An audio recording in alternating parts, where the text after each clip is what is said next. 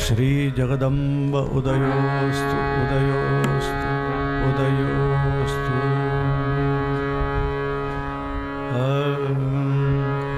श्रीमन्महागणाधिपतये नमः। श्री सरस्वत्यै नमः। श्री गुरवे नमः। वक्रतुंड महाकाय सूर्यकोटि समप्रभ निर्विघ्नं कुरु मे देव सर्वकार्येषु सर्वदा। आपदामपहर्तारं दातारं सर्वसम्पदा लोकाभिरामो श्रीराम भूयो भूयो नमाम्यहम्। सर्वमंगल मांगल्ये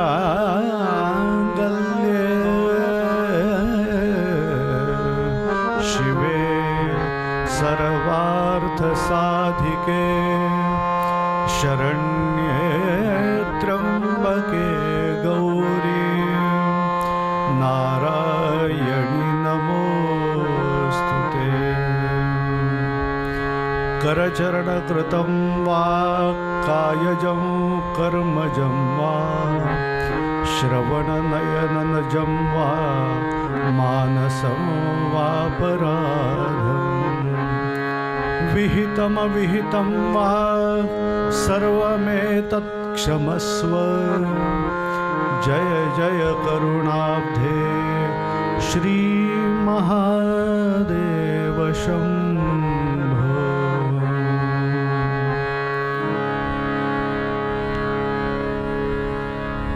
श्री जगदंब उदयोस्तु उदयोस्तु उदयोस्तु।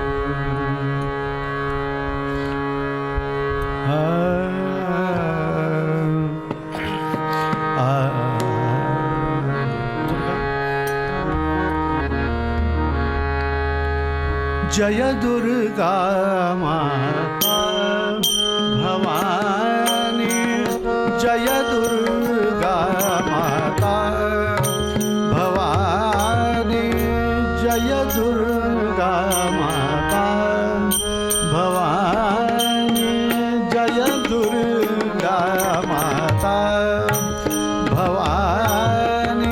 जय दुर्गा माता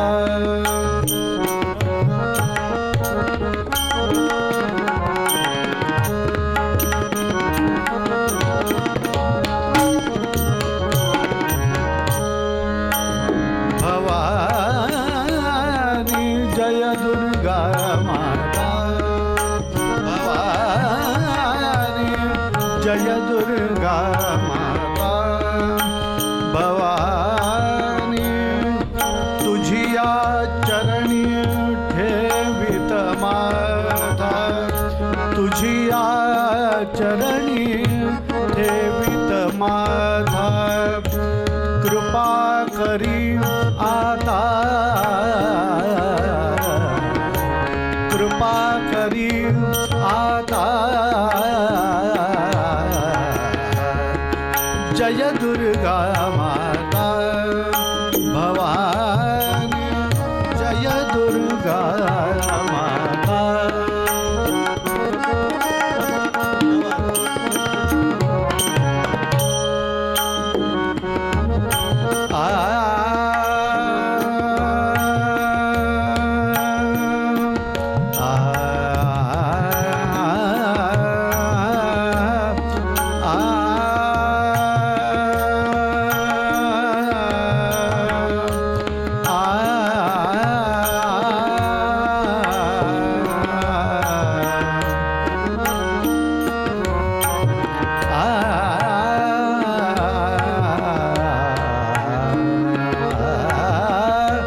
जय दुर्गा माता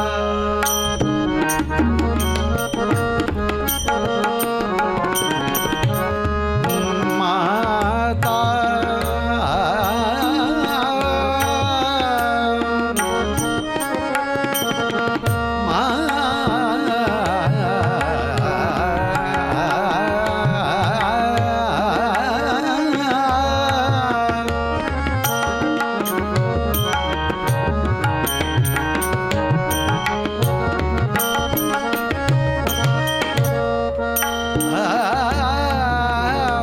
माता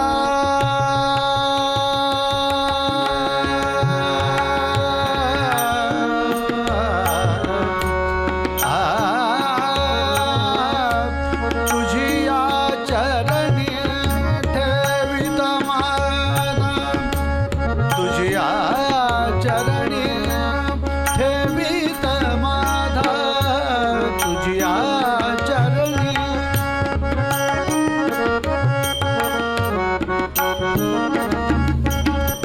तुझिया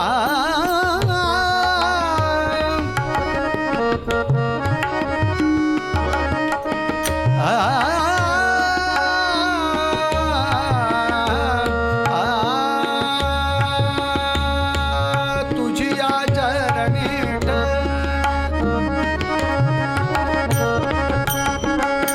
तुझिया चरणी ठेवित माता जय दुर्गा माता जय दुर्गा माता जय दुर्गा माता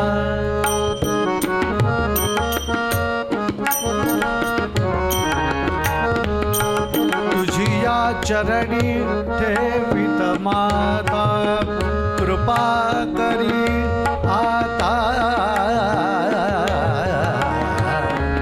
जय दुर्गा माता भवानी जय दुर्गा माता जय दुर्गा माता भवानी जय दुर्गा माता भवानी जय दुर्गा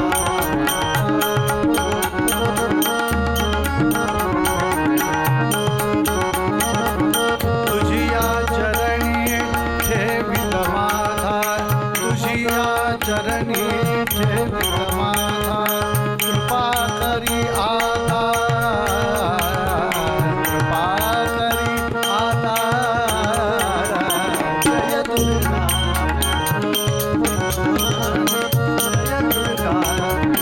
जय दुर्गा जय दुर्गा माता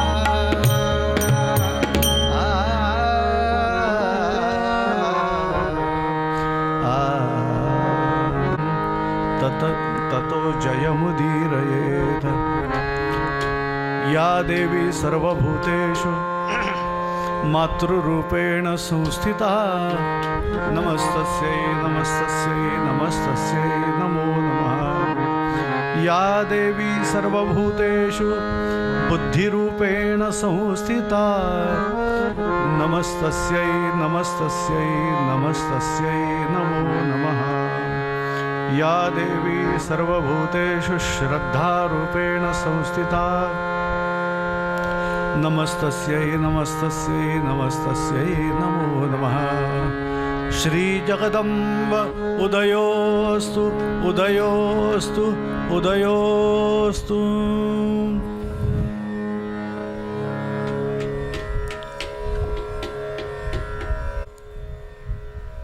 कथा संपवता संपवता असं पाहिलं की या जनमेजय राजांनी यज्ञ केला.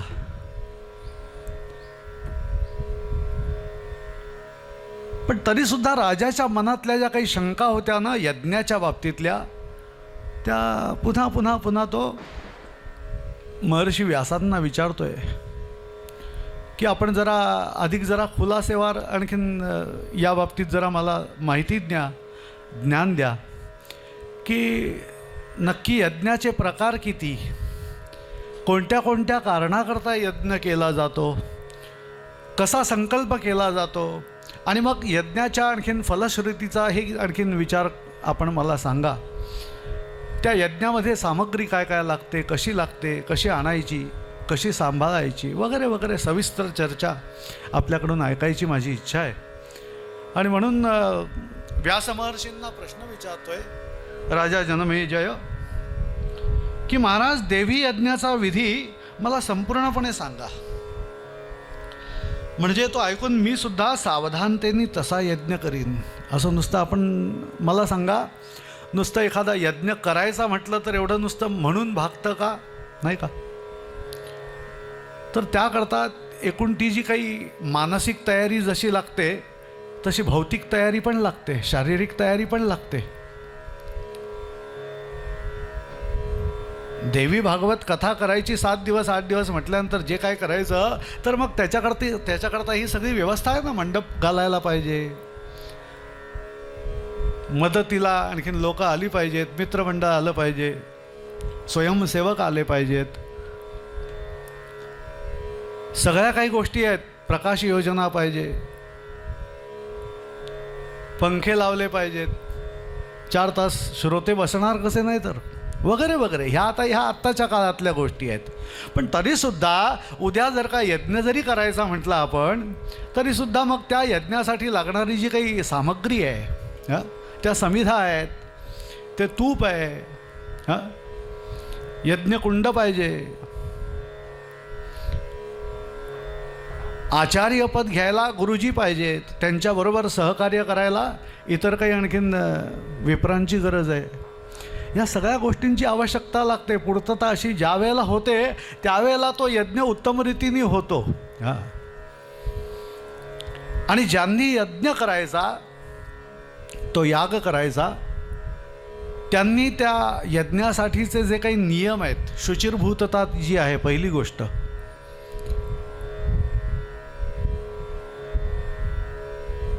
म्हणून नेहमी असं सांगितलं जातं, आपण अनेक कथा यूट्यूबवरती ऐकल्या आहात, हा ज्ञानयज्ञ आहे. कथा श्रवण करणं हा ज्ञानयज्ञ आहे. आणि या यज्ञासाठी सुद्धा काही नियम आहेत, नियमावली आहे, आचारसंहिता आहे.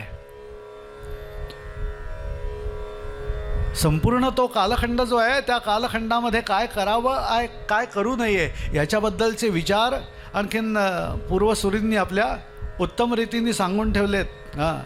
चौकट आखून ठेवलेली आहे आचारसंहितेची. आणि ती जर का जशीच्या तशी पाळली तर त्याचे परिणाम उत्तम आहेत, नाही का? नाहीतर आपण परवा कथा पाहिली,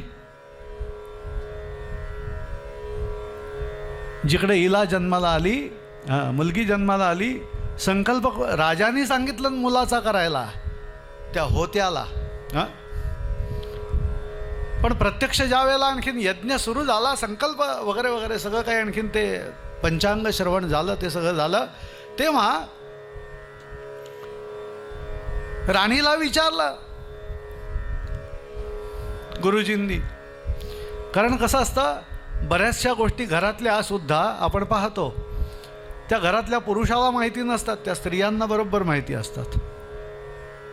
होय की नाही? तुमच्या बाजूनी बोलतोय.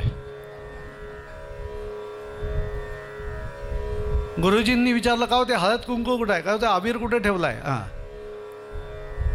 नवऱ्याला विचारलं तर नवरा म्हणतो मला नाही माहिती, तिला विचारा काय ते.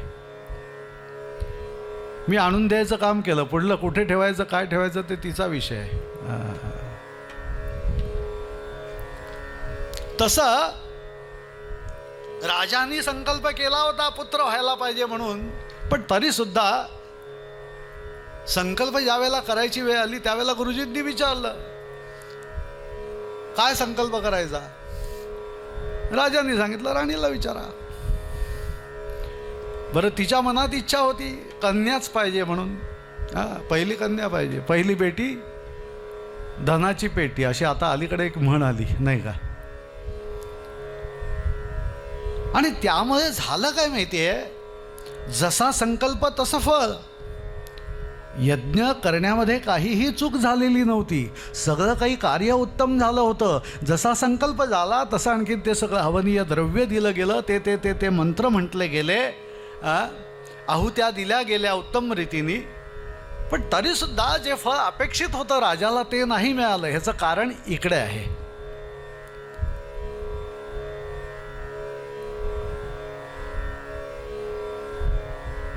म्हणून आधी मॅनेजमेंटनी ठरवावं लागतं नक्की आपल्याला काय करायचं आहे. हां, अध्यक्ष उपाध्यक्ष वगैरे जे कोणी असतील नाही का, समजा संस्थेचं एखादं काही असेल कार्य, तर त्याप्रमाणे ते ठरवावं लागतं आधी. आणि मग बाहेर वार्ता पसरली जाते, तो मेसेज जातो, तो योग्य जायला पाहिजे. हां, 2च्या जागी 3 आलं की घोटाळा सुरू झाला असं म्हणतात. समजदार समज जाओ, बाकी घर को जाओ. तसं इकडे काय झालं माहितीये, व्यास म्हणाले राजा अरे देवीच्या यज्ञाचा जो विधी आहे ना तो मी सविस्तरपणे तुला सांगतो, ऐक आता नीट शांत चित्तानी. कसं असतं, कर्मफलाच्या हेतूनी त्याचे 3 प्रकार होतात. मग अशी म्हटलं तसं यज्ञ करायचा म्हटल्यानंतर त्या यज्ञाचे सुद्धा 3 प्रकार सांगितले. ते म्हणाले, एक राजस यज्ञ असतो, दुसरा सात्विक यज्ञ असतो आणि तिसरा तामस यज्ञ असतो. मुनी ऋषीमुनी मंडळी जी काही करतात, संत साधू सत्पुरुष जे काही यज्ञ करतात, तो यज्ञ जो असतो ना तो सात्विक असतो, सात्विक यज्ञ म्हटला जातो. याचं कारण का, याचं कारण त्याचं जे काही फळ हवं असतं त्यांना, तो शुद्ध सात्विक काहीतरी आणखीन भावना असते, कामना असते, त्याप्रमाणे आणखीन तो यज्ञ व्हावा लागतो. बरं, त्याच्यासाठी जे आणलेलं द्रव्य असतं, मला सांगा ऋषी मुनी जे काही द्रव्य आणतात, मुळात कंदमुळं खाऊन राहतात. झाडांची पानं किंवा इतर काही जे काही वनात मिळणारी जी फळं आहेत, जंगलात मिळणारी ती फळं खाऊन राहतात, उपजीविका करतात. कारण उपजीविकेचं साधन त्यांना नको असतं, त्यांचा हेतू वेगळा असतो. आत्मतत्व आणखीन समजून घ्यायचं, दर्शन घ्यायचं भगवंताचं आणि मोक्ष मिळवायचा, हा त्यांचा हेतू असतो अंतरीचा. आणि त्यामुळे आत्मज्ञानासाठी म्हणून केला जाणारा जो यज्ञ आहे तो यज्ञ वेगळ्या स्वरूपाचा आहे, तो सात्विक यज्ञ म्हटला जातो. या सात्विक यज्ञामध्ये दिलं जाणारं जे हवीर द्रव्य असतं ना ते सुद्धा इतक्या पद्धतीने ताऊन सुलाखून घेतलेलं असतं की जरा थोडंसं खराब झालं असेल, चुकीचं असेल, यज्ञाला वापरायचं नाही. आपल्याकडे आपण समिधा आणतो, आपण पहा, निरीक्षण करा. ज्यांनी कोणी पाहिला यज्ञ केलाय त्यांना लक्षात येईल. गुरुजी समोर बसले, त्यांना विचारा, नाही समजलं तर. यज्ञासाठी ज्या समिधा आणल्या जातात, जसं परवा म्हटलं कोणत्या गाईचं दूध घ्यायचं, कोणत्या गाईचं तूप घ्यायचं, कोणत्या गाईचं शेण घ्यायचं, गोमय घ्यायचं, गोमूत्र घ्यायचं वगैरे वगैरे, तसं ज्या समिधा लागतात यज्ञासाठी, ज्या ज्या ज्या ज्या वृक्षांच्या, त्या आणल्यानंतर काही कालखंडामध्ये जर का वापरल्या गेल्या नाही तर त्याच्यामध्ये आणखीन कृमी निर्माण होतात, तयार होतात. म्हणजे आपण करायला जातो पुण्य, यज्ञाच्या माध्यमातून त्या समिधांची आहुती देतो आणि प्रत्यक्षात काय होतं तर त्या समिधांच्या माध्यमातून ते जीव आपल्याकडून म्हणजे यज्ञकर्त्या पुरुषाकडून जीव मारले जातात.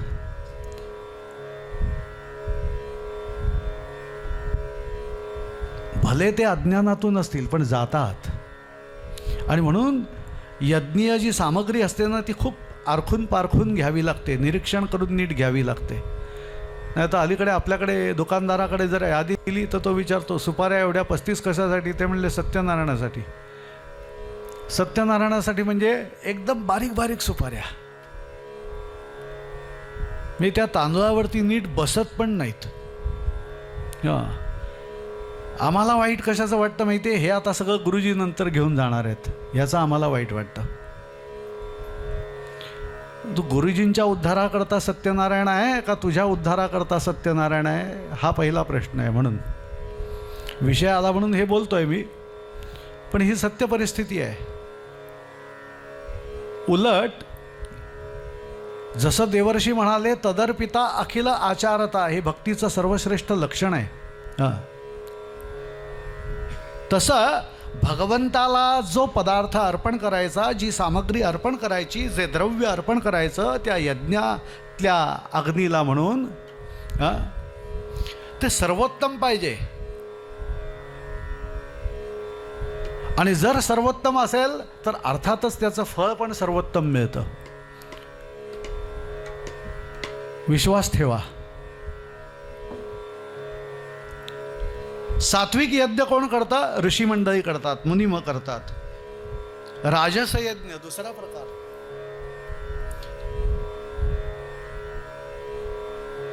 सात्विकातून सत्वाची प्राप्ती हवी असते नाही का, सत्वगुण पाहिजे असतो, वाढायला हवा असतो. राजस यज्ञातून काय होतं, काय प्राप्ती असते? समजा एखादा राजा आहे, हां, त्याला मूलबाळ नाही आहे काही, हां, आणि म्हणून कोणीतरी त्याला त्याचे कुलपुरोहित सल्ला देतात म्हणा, हां, एखादा कोणीतरी महाराज ज्योतिषी सल्ला देतात आणि त्याप्रमाणे तो यज्ञ करायला तयार होतो. आणि असा यज्ञ करत असताना राजाला त्या ठिकाणी तो जो होता असतो तो विचारतो की संकल्प काय करायचा. तेव्हा राजा सांगतो की मला कन्यारत्न हवं आहे का, मला पुत्ररत्न हवं आहे, हां, राज्याला वारस हवा आहे का, संपत्ती पाहिजे, जे काही हवं असेल ते, राज्य भरपूर वर्ष टिकलं पाहिजे, माझी सत्ता जिकडे तिकडे पसरली पाहिजे, नवे नवे माझ्या राज्याला अजून आणखीन काही भूभाग जोडला गेला पाहिजे वगैरे वगैरे, ज्या काही अपेक्षा असतील, संकल्प असेल त्याप्रमाणे त्याला सिद्धी आहे. पण ह्या सगळ्या ज्या काही गोष्टी आहेत ह्या ऐहिक सुखाच्या गोष्टी आहेत, लक्षात घ्या. कोणताही राजा मला मोक्ष मिळावा, मुक्ती मिळावी म्हणून संकल्प सहसा करायला धजत नाही, तयार होत नाही. याचं कारण का, तर त्याला राज्य करायचं असतं, सत्ता गाजवायची असते.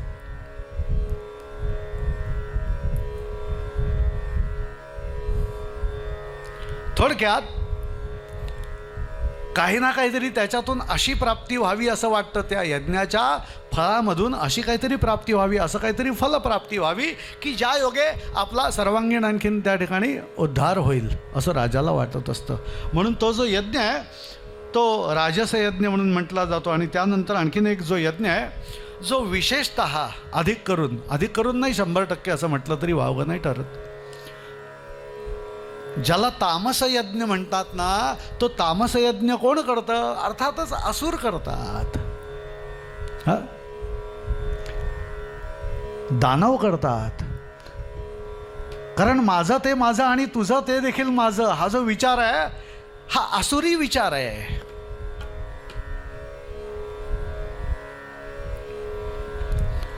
लोकांना लुटायचं, लोकांना छळायचं, त्यांना मारायचं, त्यांना झोडायचं, त्यांना ठोकायचं, आणि अधिकाधिक द्रव्य, अधिकाधिक सौंदर्यवान स्त्रियांचे उपभोग, असे कामक्रोधादींच्या आहारी गेलेले जे कोणी असुर असतात, जे दैत्य असतात, त्या दैत्यांच्या अंतरी तो तामस गुण प्रबल झालेला असतो. म्हणून तर त्यांची इच्छा देखील तशीच असते, नाही का?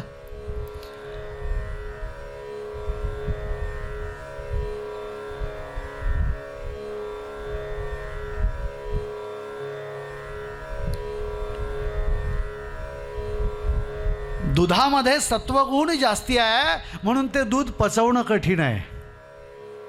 एखाद्याला आपण विचारावं, का हो दूध घेणार का कब्बर? तो म्हणतो नाही. का?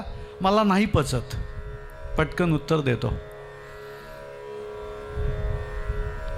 सत्वगुण पचवणं सुद्धा कठीण आहे. सत्वगुणाचा पदार्थ सुद्धा पचवणं कठीण आहे. बाकीचं जाऊ द्या, नुकतीच कोजागिरी झाली आत्ता, नाही का? सांगायचे काय, जे दैत्य, दानव, असुर जे कोणी असतात ते जो प्रकार या प्रकारचा यज्ञ करतात तो तामस यज्ञ आहे असं राजाला सगळी माहिती देत आहेत व्यास महर्षी. आणि राजे लोकांचा राजस, राक्षसांचा तामस, याशिवाय अजून 2 प्रकारचे यज्ञ आहेत ते म्हणाले. काय यज्ञ आहेत ते म्हणाले? ज्ञानी लोक करतात तो निर्गुण यज्ञ आहे.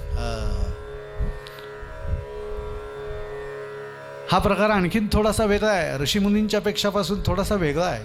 काय वेगळा आहे, कसा वेगळा आहे ऐकूया. ज्ञानी मंडळी जी असतात ना ते म्हणतात, ठीक आहे, भोग असो तर जे असती कपाळी, तद्भर तुझवर नाही, हरी तुझी आवडी मजला देई. असं त्यांचं मागणं असतं. किंवा तुकोबा जसं म्हणाले की हेची दान देगा देवा, तुझा विसर न व्हावा, गुण गायीन आवडी, हेची माझी सर्व जोडी, न लगे मुक्ती धन संपदा. म्हणून त्यांचा जो यज्ञ असेल तो मोक्षासाठी यज्ञ नसेल. अशा ज्ञानी यांच्या आणखीन विचारवंतांचा जो काही यज्ञ असतो तो निर्गुणासाठी, निर्गुणाचं आणखीन त्या ठिकाणी स्मरण राहावं म्हणून यज्ञ आहे. म्हणून तो यज्ञ आणखीन एक वेगळा प्रकारचा यज्ञ असतो. आणि त्या निर्गुणाच्या नंतर आणि विमुक्तांचा जो असतो तो ज्ञानमय असा यज्ञ असतो. ज्ञानमय म्हणजे एक निर्गुण यज्ञ आहे आणि शेवट अजून एक प्रकार सांगितला ते म्हणाल ज्ञानमय यज्ञ आहे. त्यांची फक्त एकच इच्छा असते, तो यज्ञ करण्यामागे हेतू एकच असतो, पोट भरावयाची विद्या नको आहे आम्हाला, ती भरपूर आहे, किंबहुना ती नको आहे, उलट खरोखर मोक्ष आम्हाला कसा काय आणखीन मिळेल, या जीवन मरणाच्या आणखीन सुखदुःखाच्या जाळ्यांतून नवे नवे पुनरपि जननम पुनरपि मरणम या सगळ्या चक्रातून आमची मुक्तता कशी होईल अशासाठी काहीतरी आम्हाला एखादा यज्ञ करावा असा वाटतो. अशी त्या मंडळींची इच्छा असते. म्हणजे थोडक्यात आमच्याकडे ज्ञान यावं. परवा मी सांगितलं आपल्याला, ज्ञान या शब्दाची व्याख्या करताना समर्थ रामदास स्वामींनी व्याख्या केली. दासबोधामध्ये सांगितलं की ज्ञान म्हणजे आत्मज्ञान.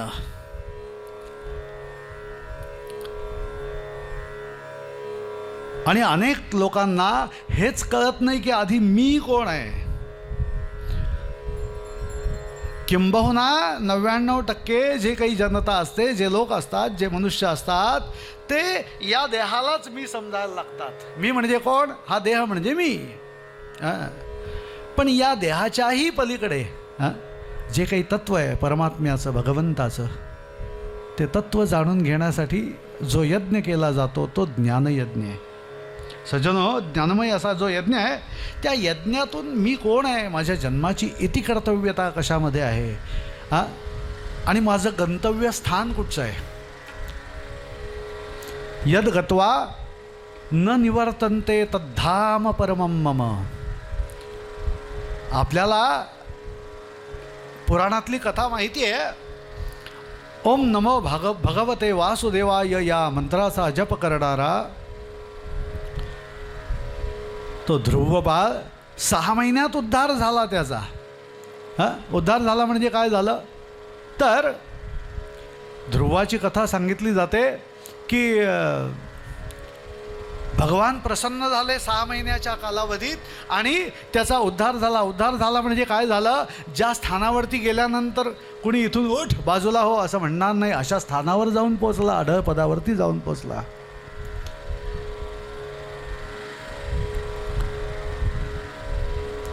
प्रसिद्ध पद आहे. अढळपदी अंबरात बसविले ध्रुवाला, अढळपदी अंबरात बसविले ध्रुवाला, अढळपदी अंबरात, अढळपदी अंबरात बसविले ध्रुवाला, संकटात पीतांबर संकटात,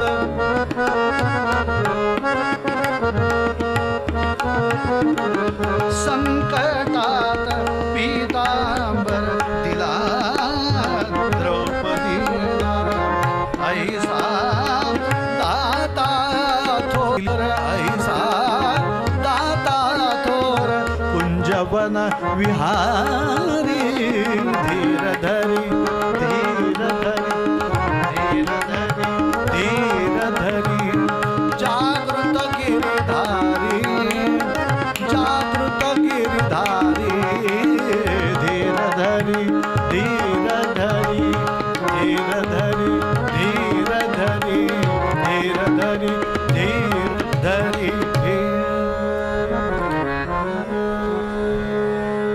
अढळपदी अंबरात बसविले ध्रुवाला, ज्या ध्रुवाला ढकलून दिलं होतं कोणी, सुरुचीनी, मांडीवरून वडिलांच्या मांडीवर बसलेला तो ध्रुव बाळ, त्याला हाकलून दिलं होतं, बाळा जन्मा ये माझे उदरी आणि मग बैस मांडीवरी, एरवी तुला अधिकार नाही असं म्हणणारी ती सुरुची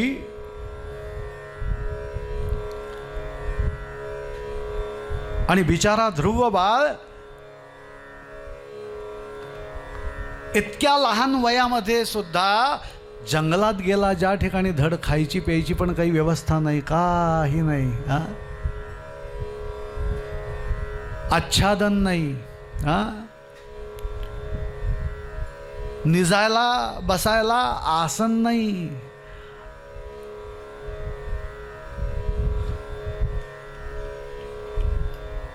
पण हेतू काय होता, इच्छा काय होती, भगवंताचं दर्शन झालं पाहिजे नवे नवे, अशा स्थानावरती मला जाऊन बसता आलं पाहिजे की जिथून मला आता कोणी उठ म्हणून म्हणणार नाही. का, मांडीवरून उठवला होता त्याला.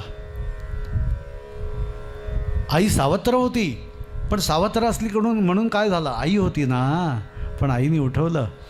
पण आईने उठवलं असं आहे की ती इष्टापत्ती समजून घेतली त्यांनी. आपल्याला आईने बसू दिलं नाही मांडीवरती, ती त्यांनी इष्टापत्ती समजली आणि ध्रुव निघून गेला, वनामध्ये गेला, जंगलामध्ये गेला, तपश्चर्या केली आहे आणि भगवान प्रसन्न झाले.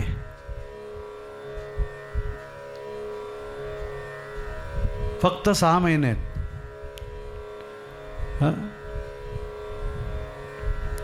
कालावधी किती लागला, 6 महिन्याचा कालावधी फक्त प्रसन्न व्हायला. विचार करा. पण ध्रुवानी न डगमगता रात्रीच्या अंधाऱ्या रात्रीला कुठेही काही आणखीन भीती नाही. श्वापदांचा आवाज येतोय, कुठेतरी सिंह ओरडतोय, कुठेतरी वाघाची डरकाळी येते, काय काय काय काय येत आहे, पण डगमगला नाही. निष्काम निश्चल विठ्ठली विश्वास करू नये आस आणिकाची, तुकोबा म्हणाले अभंगामध्ये. आणि म्हणून निष्ठावंत भाव भक्तांचा स्वधर्म असा असलेला तो ध्रुव बाळ. सज्जनो, तर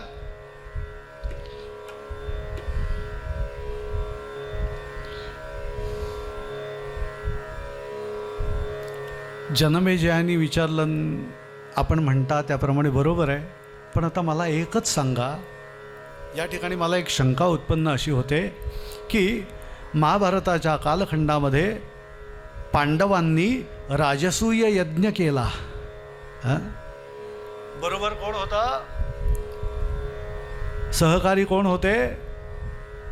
द्वारकेचा राजा होता, यांच्याबरोबर होता, यांच्या बाजूनी होता.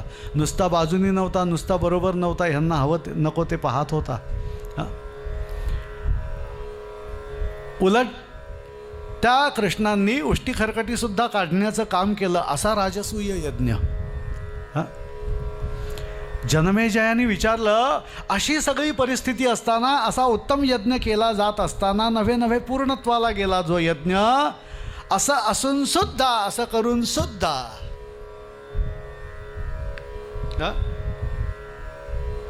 केशव आणि युधिष्ठिर हे यज्ञामध्ये असताना त्या धर्मकृत्याचे फळ असे विपरीत मिळण्याचे कारण काय? काय विपरीत फळ मिळालं? आपल्या सर्वत्रांना या सगळ्या कथा परिचित आहेत, या काही वेगळ्या कथा नाही आहेत. पांडवांना अनेक संकटांना सामोरं जावं लागलं. एका महिन्यातच जुगारात हरल्यामुळे अत्यंत खडतर असा आणखीन वनवास नशिबी आला. 12 वर्ष वनवास. ऐका, सत्ता खरं म्हणजे त्यांची होती, त्यांना त्यांची मिळाली पाहिजे होती. कुलपुरोहित सांगत होते दुर्योधनाला, राजा, अरे त्या पांडवांना त्यांचं राज्य का परत देऊन टाकत नाहीस? हे धर्माच्या विरुद्ध कटकारस्थान आहे तुझं, हे योग्य नाही आहे.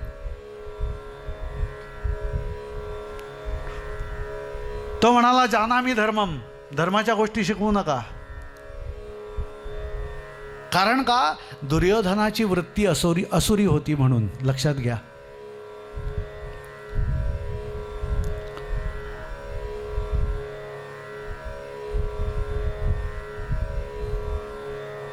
अति काम त्या राम चित्ती वसेना, समर्थ म्हणाले. ज्याच्या अंतरी काम अधिक आहे ना, त्याच्या अंतरी रामाचं स्मरण कसं राहील सांगा मला.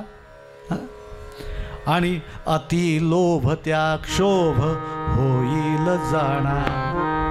एवढंच काय, अतिविषयी सर्वदा दैन्यवाणा, समर्थ म्हणतात मनाच्या श्लोकांमध्ये.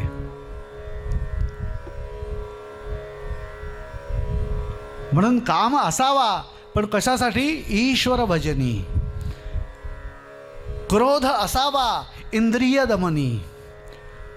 तीर्थप्रसाद शेषग्रहणी, लोभ तोही असावा. तीर्थप्रसाद घेण्यापुरता लोभ ठीक आहे हो, पण घरी अजून 4 जण आहेत, 4 पुड्या अजून द्या चिवडा लाडूच्या, का प्रसादाच्या पुड्या द्या. हा अतिलोभ आहे. जी एक हातात मिळाली ना, जो पेढा मिळालाय ना, तो तेवढाच घेऊन जा. घरी 25 जण असतील, त्यांना 25 त्यातला कण दे, हरकत नाही, अंश रूपाने दे, पण अधिक मागत बसू नकोस.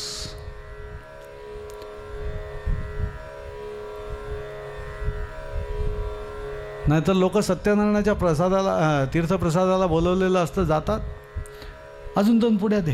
कशासाठी? घरी बरीच माणसं, घरी बरीच असतील, गावात पण बरीच असतील. हातामध्ये तुझ्या आणखीन भागाचा जो काही जो आलाय ना, तेवढाच घे आणि घरी जा. त्याच्यातून ज्याला कोणाला द्यायचं आहे त्यांना दे. तो लोभ असावा प्रसाद ग्रहणी, पण तो सुद्धा किती मर्यादित असावा. नाहीतर उत्सव काळात सुद्धा आपण पाहतो असे अनेक लोक असतात, एरवी 8 दिवसात कधी तोंड पण दाखवत नाहीत, आणि महाप्रसादालाही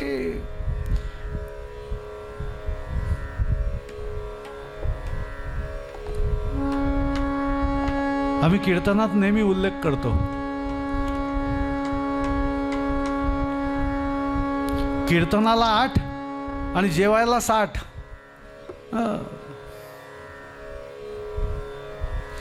विनोद नाही आहे हा, लक्षात घ्या, हा विनोद नाही आहे. आपल्याला त्याचं गांभीर्य कळलंच पाहिजे. काही लोक इतके लोभी असतात, विचारता सोय नाही. जाऊ द्या, आपल्याला त्या विषयात खूप पुढे जायचं नाही आहे. अजून आपल्याला पुढे बऱ्याच कथा पाहायच्या आहेत. एक तर कथा एवढी मोठी आहे की संपूर्ण 4 तास त्याच्यातच जातील अशी कथा आहे. पाठोपाठ सूत्रात सूत्र संपतच नाही.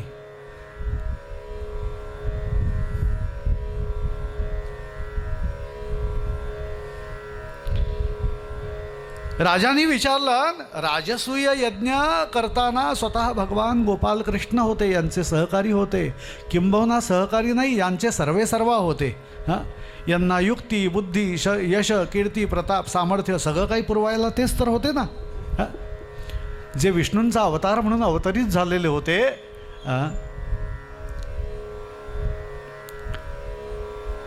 जगताचा स्वामी बरोबर असताना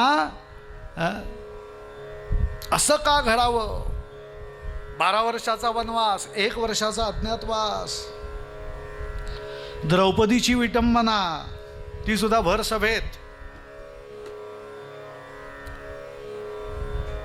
दुर्योधनाची राजसभा भरलेली असताना त्या भर सभेमध्ये द्रौपदीला आणलं गेलं आणि दुःशासनाने जिच्या निरीला हात घातला. हे कितपत योग्य होतं? द्वापरयुगातली गोष्ट आहे.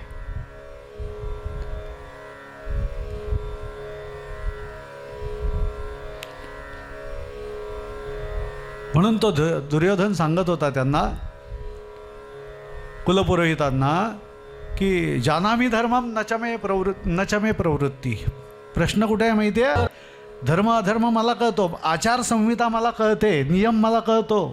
हां, रस्त्यावरून रॉंग साईडनी जाणारा एखादा वाहन चालक असतो, तो काही वेळेला इतका उर्मट असतो की समोरून येणाऱ्याची त्याची धडक होते. चुकीच्या मार्गाने, चुकीच्या रस्त्यावरून तो गेला म्हणून समोरचा येणारा येऊन धडकतो. पण तो इतका उर्मट असतो, जो चुकीच्या मार्गाने जातो तोच आणखीन त्या समोरच्याला आणखीन शहाणपण शिकवायला लागतो. तुला दिसत नाही का? तुला कळत नाही का? तुला काय आहे? गाडीला काय लाईट आहे की नाही? हां, तुझे डोळे उघडे आहेत का फुटलेत? असं उलट त्यालाच विचारतो. काय गंमत आहे बघा, हे कलियुग आहे. म्हणजे चूक स्वतःची असते तरी लोक दुसऱ्याला दोषी सहज ठरवायला निघतात.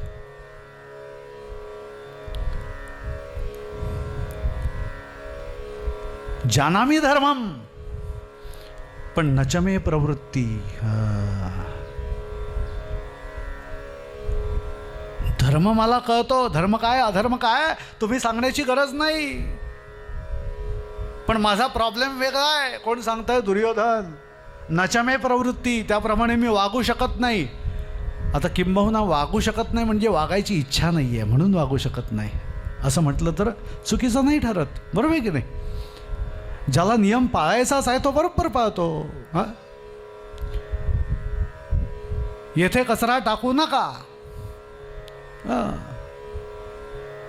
किंवा बोर्ड असतो आपल्याला माहिती आहे, येथे कचरा टाकू नये.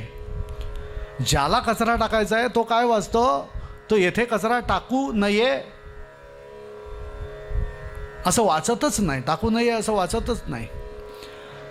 तो त्याच्या सोयीने वाचतो. तो काय वाचतो? येथे कचरा टाकून. कोणाची लबाडी आहे?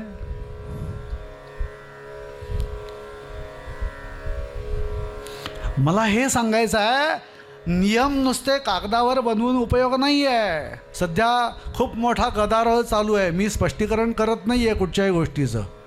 आपल्या राज्यात, महाराष्ट्रात सध्या खूप मोठा गदारोळ चालू आहे एका विषयावरून, एका प्रश्नावरून. हां,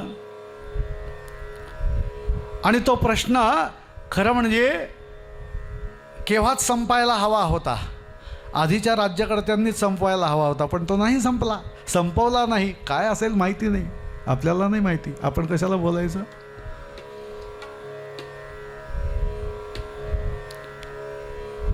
पण आज तो इतका जटिल झालाय की आज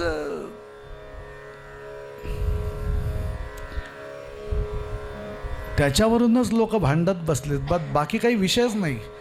राज्याचा कारभार कसा चालवायचा, काय कसं योजना कशा करायच्या, काय करायचं, काय लोकहिताचं काही काम करायचं, ते सगळं राहिलं बाजूला. हो, हा एकच प्रश्न असा काही समोर येऊन बसलाय, ठाण मांडून बसलाय, काही केल्या सुटत नाही. जानामी धर्मम नचमे प्रवृत्ती. आपला विषय इकडे आहे.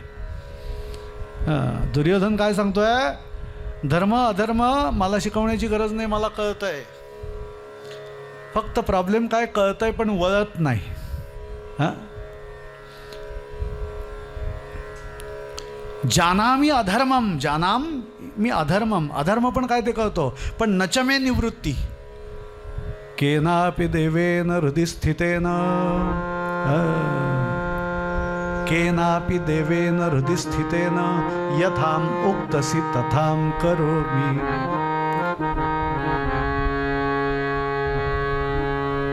म्हणून काल परवा आपण विषय पाहिला, आदिशक्ती जगदंबा ज्याला जशी पाहिजे तशी शक्ती पुरवते, किंवा जशी तिची योजना असते त्याप्रमाणे त्याला त्याला त्याला तशी बुद्धी आणखीन फिरवते त्याची. मला सांगा, दुर्योधन काय कमी होतं, हुशार होता, शूर होता, धाडसी होता, पराक्रमी होता, सगळं काही होतं, पण त्याची बुद्धी दुर्बुद्धी करायची हे जगदंबेनीच ठरवलेलं असेल तर तुम्ही काय करणार, दुर्योधन काय करणार, आहे की नाही. आपला विषय इकडे आहे देवी भागवताचा. कारण योजना तिची असते, जगदंबेची असते. ब्रह्मा विष्णू महेशांना सुद्धा शक्ती तीच पुरवते, तीच सांगते हे असं कर, ते तसं करू नको. वर दे, आणि वर दिल्यानंतर काय करायचं, कसं करायचं, त्या असुराला कसं संपवायचं ते पण मी तुला सांगते. एखादा असुर ज्यावेळेला वर मागतो ब्रह्मदेवांकडे, नाही का, ते म्हणतात ठीक आहे देतो मी. तो सिंधुरासूर नाही का माजला होता, त्याला सांगितलं तू ज्याच्या कोणाच्या डोक्यावरती हात ठेवशील त्याचं भस्म होईल. पण तो पण शहाणा, ज्यांनी वर दिला पहिला त्याच्याचकडे गेला. तो म्हणला काय काय नाही, म्हणलं असंच आहे. कोण, ब्रह्मदेवांच्याकडे. तो म्हणला प्रयोग तुम्ही दिलेल्या वराची पडताळणी करून घेऊ आपण, नाही का, मनात म्हणतो वर खरोखर आहे का खोटा आहे, काहीतरी उगाच आपलं समज करून दिलेत की काय. म्हणून तो सिंधुरासुराने काय केलं माहिती आहे, तो ब्रह्मदेवाच्याच डोक्यावर हात ठेवायला निघाला. पंचायत झाली ब्रह्मदेवांची. ते पळत सुटले आणि कुठे गेले, अर्थातच पालन पोषण करणारा शेषशाही भगवान विष्णूंच्याकडे गेले. ते म्हणले असा असा प्रश्न आहे. ते म्हणाले माझीही काही बुद्धी चालत नाही, मग काय करायचं, मग अजून तिकडे पुढे सांगायचंय काय, ज्याला जशी बुद्धी वळवावी, ज्याची जशी वळवून ठेवावी तशी ती आदिशक्ती ठेवते. सज्जनो, राजसूय यज्ञ उत्तम पार पडला, पण फलनिष्पत्ती जशी हवी तशी झाली नाही. आपला विषय इथून पुढे जातोय की द्रौपदीची विटंबना झाली, वणवण भटकंती करावी लागली या सगळ्याच पांडवांना. मध्यरात्रीच्या वेळेला दुर्वासांसारखे ऋषी येऊन भोजन मागू लागले. सूर्यस्थालीचा गुणधर्म ज्या वेळेला कार्यरत नव्हता तेव्हांची घटना आहे. कारण सूर्यस्थालीचा नियम ठरलेला होता. काय होता नियम, सूर्योदयापासून सूर्यास्तापर्यंत जेवढं मागाल तेवढं अन्न त्या सूर्यस्थालीपासून मिळेल. पण एकदा सूर्यास्त होऊन गेला आणि जर का तुम्ही म्हटलं जरा 4 मोदक पाहिजेत, देता का, ते म्हणले नाही काल संपले, आता काय नाही, माती खा आता.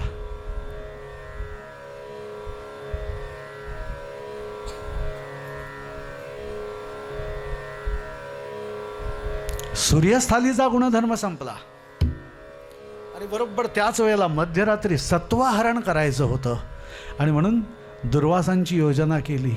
पण दुर्वास तरी तयार का झाले, त्यांना काही कळत नव्हतं, ते काय अज्ञानी होते. पण दुर्वासांनी दुर्योधनाच्या घरचं अन्न खाल्लं होतं,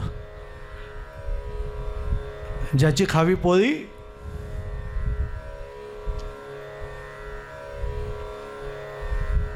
नाईलाज झाला त्यांचा. गेले ते मध्यरात्री भोजन मागितलं. अशी अनेक संकट आहेत पांडवांच्यावरती. लाक्षागृहात जिवंत जाळण्याचा प्रयत्न केला पांडवांना.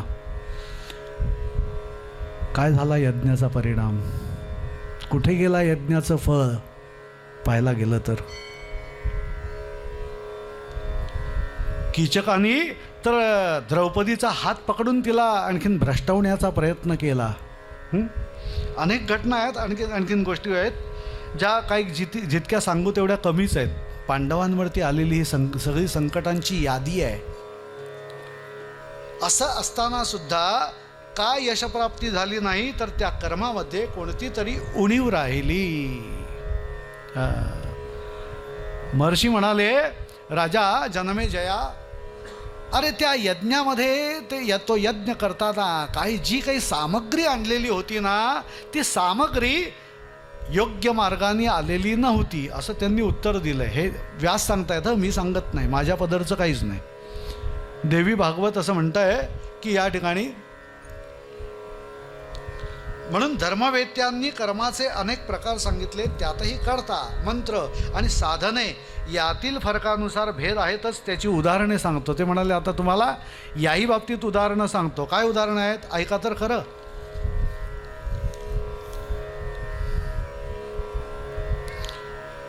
इंद्राने एकदा यज्ञ केला होता. पहिलं उदाहरण, एक्झाम्पल नंबर फर्स्ट. हां, असं मध्ये मध्ये मराठी बोललं की लोकांना बरं वाटतं. आहे बुवांना इंग्रजी पण येत आहे. आता अगदीच मागासलेल्या गावातला कुठला तरी बुवा आणलाय धरून, कथाकार आणलाय धरून, हां असंही वाटतं.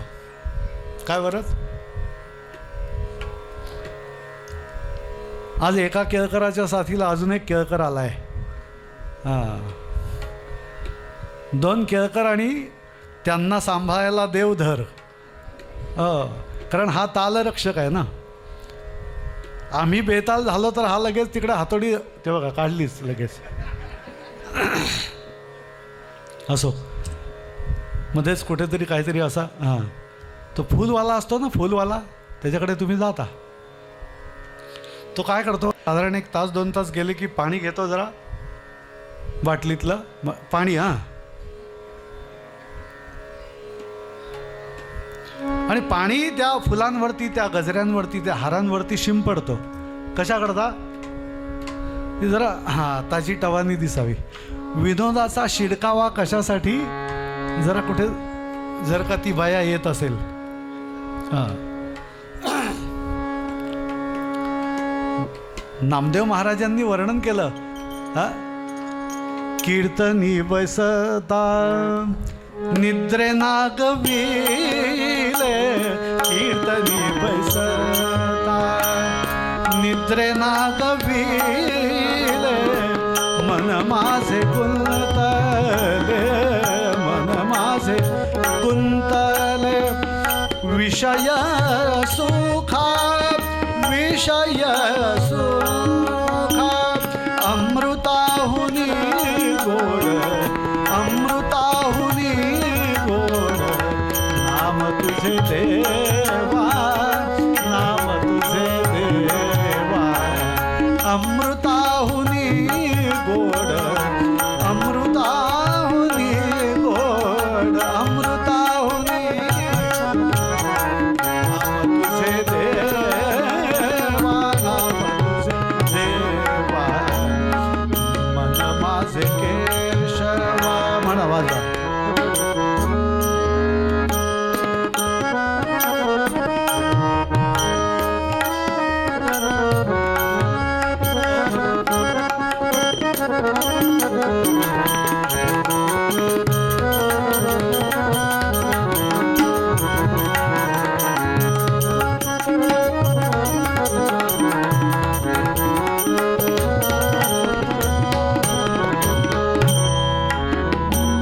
सांग पंढरी राया काय करूया, सांग पंढरी राया.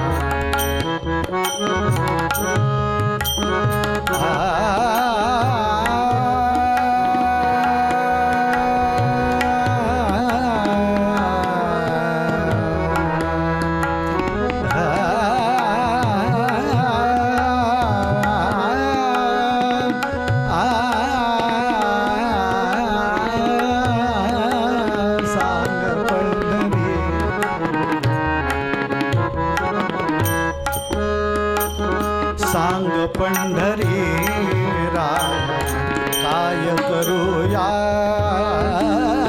का रूप ध्यानासी, का रूप ध्यानासी, नये तुझे, नये तुझे, अमृताहुनी गोड, नाम तुझे देवा, नाम तुझे देवा, अमृताहुनी गोड, नाम तुझे देवा.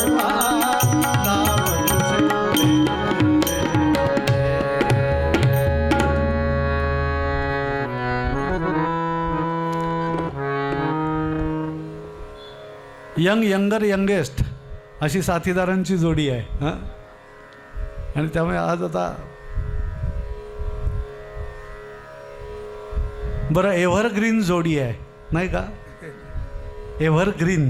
हां, मी म्हटलं आपण पण ग्रीन व्हायचा प्रयत्न करूया, होऊ शकत नाही.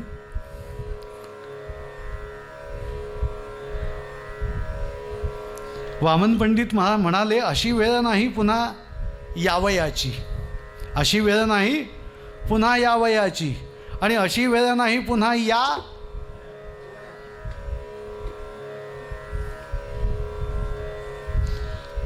या इंद्राने एक यज्ञ केला. कथा इथून आणखीन उदाहरण क्रमांक 1. व्यासमहर्षी उदाहरणं सांगतायत.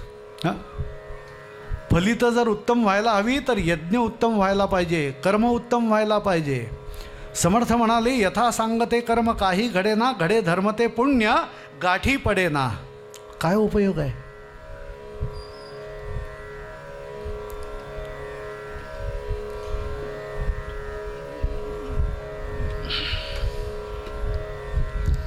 या इंद्राने यज्ञ केला आणि त्यात प्रमुख आचार्यपद त्या विश्वरूपाला दिलं.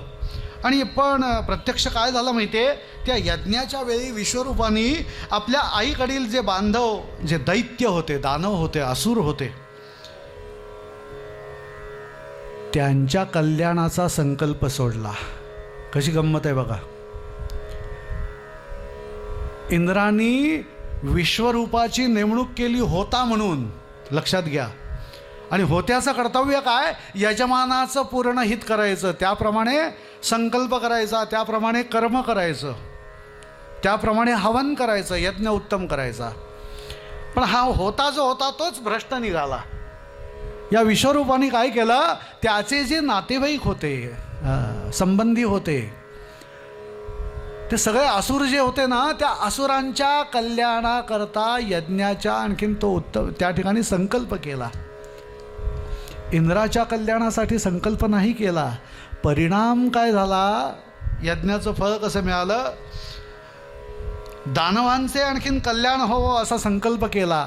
आणि त्यामुळे मंत्र म्हणून हवनही केलं. पुढे परिणाम असा झाला की दैत्य हा अत्यंत दैत्य हे सगळे अत्यंत सामर्थ्यवान झाले. आणि इंद्राच्या लक्षात आली ही गोष्ट. ज्यावेळेला या विश्वरूपाचे कपट कळलं त्यावेळेला त्यांनी वज्र घेऊन त्याचा क्षणार्धात शिरच्छेद केला.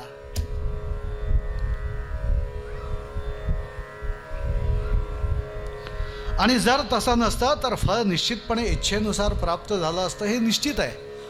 पांचाराज द्रुपदाने सूडबुद्धीने यज्ञ केला होता आणि द्रोणाचार्यांचा नाश करणारा मुलगा व्हावा हा संकल्प केला होता. दुसरं उदाहरण त्याच्यातच.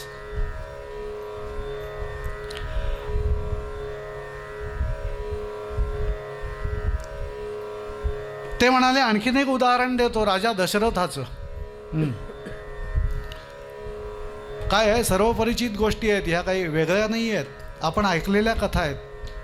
पण तरीसुद्धा ते म्हणाले आपल्याला पुत्र व्हावा यासाठी पुत्र कामेष्टी राजा दशरथाने केला. आणि त्याचे फळ म्हणून 4 पुत्रही जन्माला आले. जेव्हा सुयोग्य प्रकारे हे सगळं कार्य झालं तेव्हा सिद्धीला गेलं. काय पण झालं सांगा बरं? पण झालं काय? पण झालं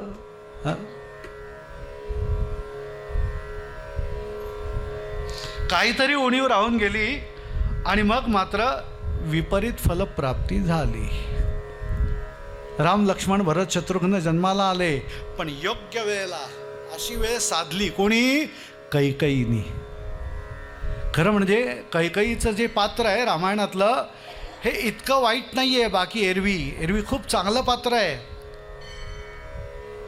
फक्त त्या 15-20 दिवसांच्या कालखंडामध्ये कैकईच्या अंतरी ती दुर्बुद्धी अशी काही वास करून राहिली होती,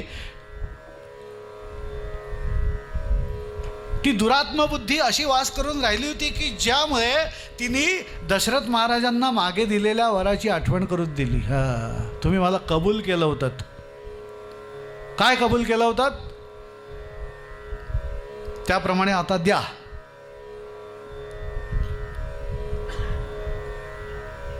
भरता लागी राजसिंहासन आणि रामाला वनवास, बस एवढीच मागणी आहे.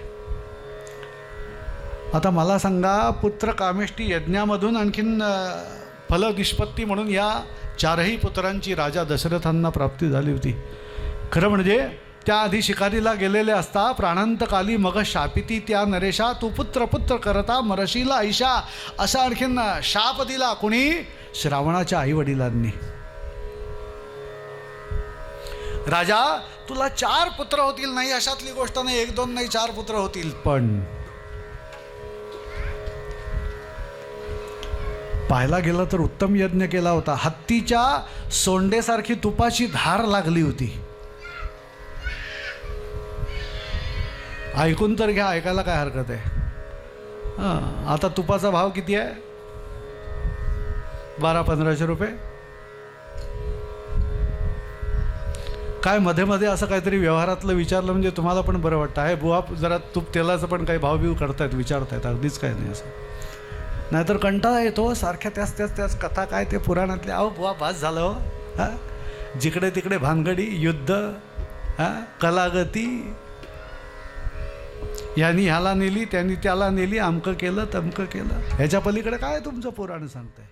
पण त्याच्यातून जे घेण्यात येणारे